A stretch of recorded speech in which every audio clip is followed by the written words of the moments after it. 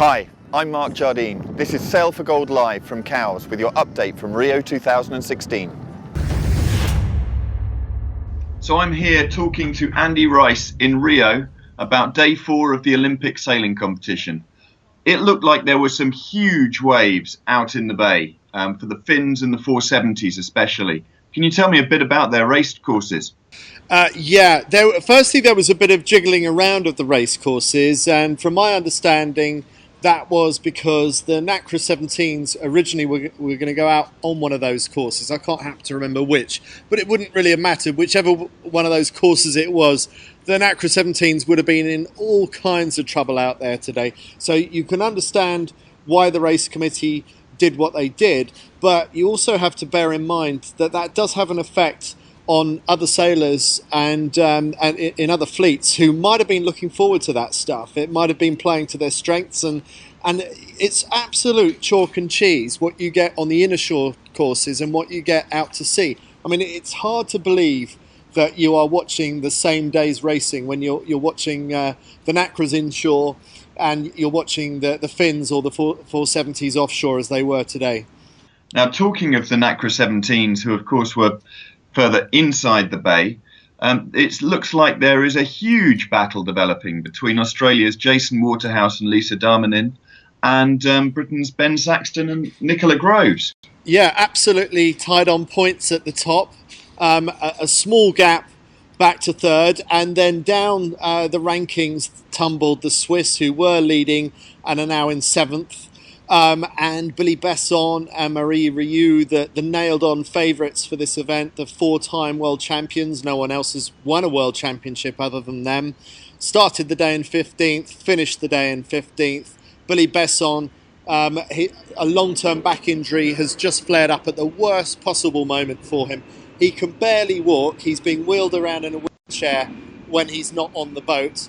I feel gutted for them, terrible for them. But meanwhile, we knew that Ben Saxton and Nicola Groves were capable of this kind of performance. Probably not week in and week out, but at the moment they seem to be having one of those weeks, and maybe they're one of those teams that just rises to the occasion when others crumble.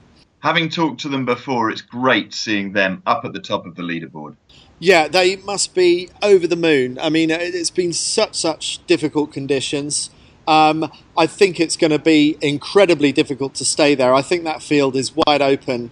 And, I mean, there aren't many dummies in that fleet. I looked down that fleet and nearly every team in that 20-boat NACRA fleet has the ability to win races, and it has been wacky races so far. It would have been interesting to see what it would have been like if they'd have gone out to sea today. It would have been a war of attrition. It would have been absolute carnage, because even Finns and 470s were capsizing, and you've had a bad day. You've had a difficult day when you capsize. Now, talking of the wavy courses, in the 470s, Hannah Mills and Saskia Clark put in their first race win. Yes, they did. Fantastic. And they won that one fairly easily. And they were well on their way to their next race win. It was so nearly a perfect day for them. But unfortunately, they capsized while they were in the lead. And they did well to hang on to sixth, to be honest. But that will be a missed opportunity that could come back to haunt them in the later stages of the regatta. I hope it doesn't. I hope that's not the moment. And I mean, no fault of theirs, because crews were getting wiped off the wire left, right and centre. It was so hard to keep your feet on the side of the boat in the 470 today. So some really high quality people capsizing, and that's just a measure of just how rough it was out there. And Jorge Zarif, the Finn sailor from Brazil, says in Brazil, when it's like that, we don't sail. It's just, no one thinks about going out and sailing in those conditions. And so many people today that I spoke to said they were the toughest conditions and the biggest waves they've ever sailed in. And when you want quote of the day in epic conditions like that, there's no one else to go to other than Luke Patience. And he said those waves, they were 3 or 4 meters high. They were the size of the house. You could see the front door, you could see the windows, you could see the kitchen downstairs, and you could see the bedrooms up top. And when you were in the trough of a wave, you couldn't see anything of the boat right next door to you. You've got to love Luke. He's always got a quote for you. Oh my God, the sailors are coming ashore shivering. They really don't want to speak to the media, but once you wind up Luke and set him off, well, you can't you just can't stop him. And we love the character of Luke Patience. So who can forget how he celebrated his silver medal at London 2012? He and Stu Bithell. Now he's sailing with Chris Grube.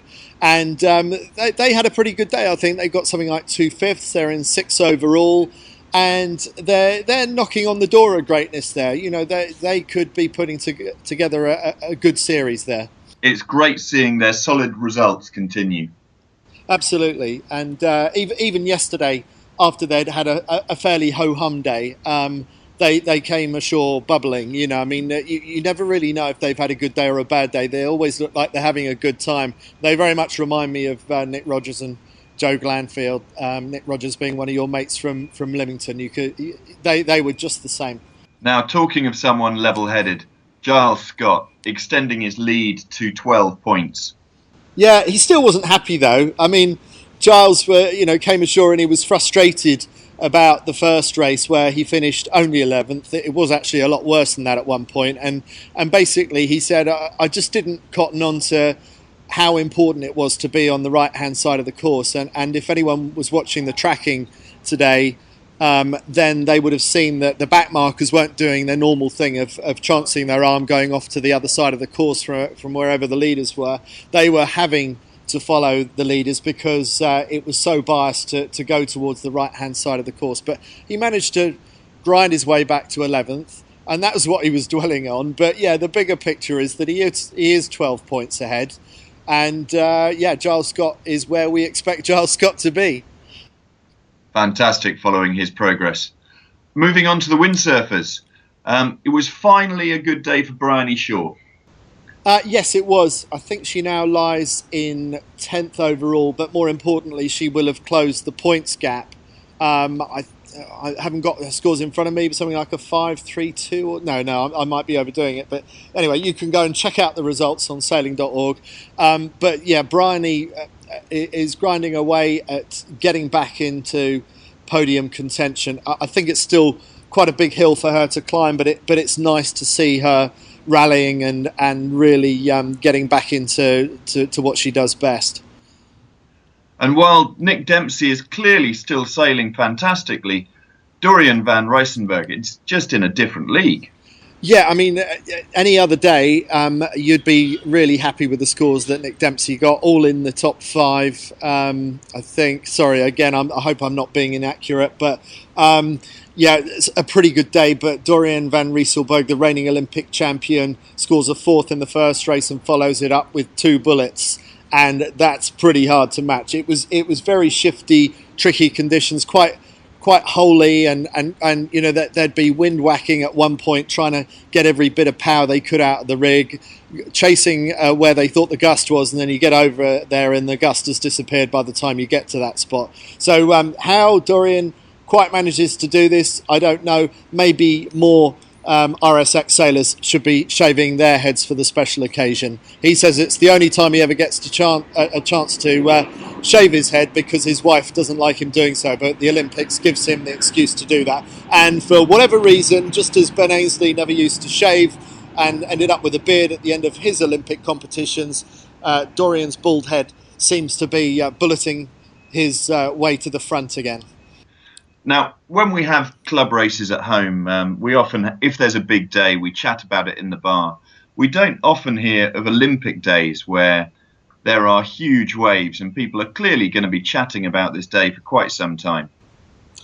Yeah, they are, if they're not already asleep through sheer exhaustion. It was a little bit like that when they came ashore. They were a little bit more talkative, even though they were cold and wet. They sort of wanted to share the experience because, they needed a bit of therapy, I think.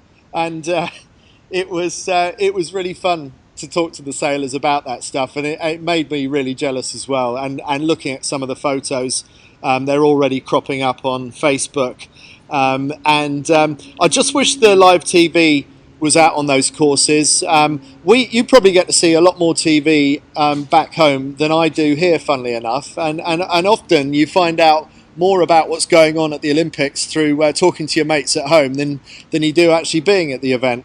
It's weird. Sadly, it was the wind whacking that was on the TV feed, and nothing from the big seas on the outer courses, and that did cause us frustration here as well. Yeah, well, my understanding is that there are TV crews out there recording footage for later on. So hopefully some of this epic footage will creep out in the next few days. It will probably, for example, if Giles Scott does go on to win the gold medal, we will probably see some of that recorded footage trotted out to help tell that story. But yes, I only wish we were watching this stuff live.